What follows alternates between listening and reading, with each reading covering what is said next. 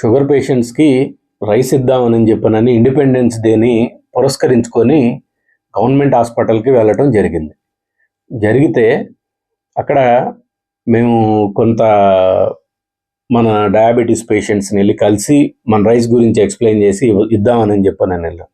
కానీ మేము వెళ్ళిన కార్యక్రమం వేరు, అక్కడ జరిగింది వేరు.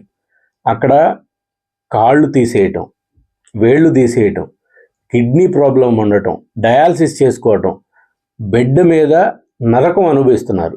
ఏంటి దీనికి ప్రధానమైన కారణం అని చెప్పనని నేను అందరితో మాట్లాడటం జరిగింది. ఈరోజు జరిగితే వాళ్ళు చెప్పిన ఒకటే ఒక కారణం, మాకు తెలియక ఏది పడితే అది స్వీట్స్, అవి చాక్లెట్స్ ఏవి పడితే అవి తిన్నాము అని చెప్పని అంటున్నారు.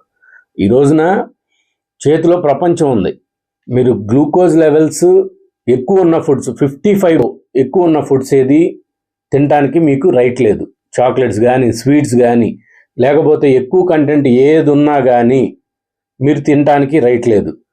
ఈ రోజున వాళ్ళు పడుతున్న బాధలో మిమ్మల్ని నేనేం బెదిరించట్లేదు, లేకపోతే నా బ్రాండ్ ప్రమోషన్ అంతకన్నా చేయట్లేదు.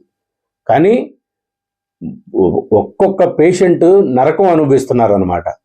ఇటువంటి అన్నిటికీ మీరు దూరంగా ఉండాలి. ప్రతి నెలకు ఒకసారి డాక్టర్ దగ్గరికి వెళ్ళి మీ బ్లడ్ లెవెల్స్, షుగర్ లెవెల్స్ అనేది చెక్ చేయించుకోవాలి.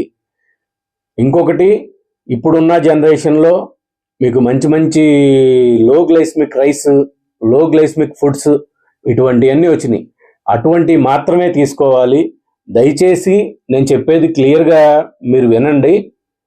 ఎట్టి పరిస్థితుల్లో కూడా మీరు ఎక్కువ కంటెంట్ ఉన్న ఫుడ్స్ ఏది తీసుకోవద్దు.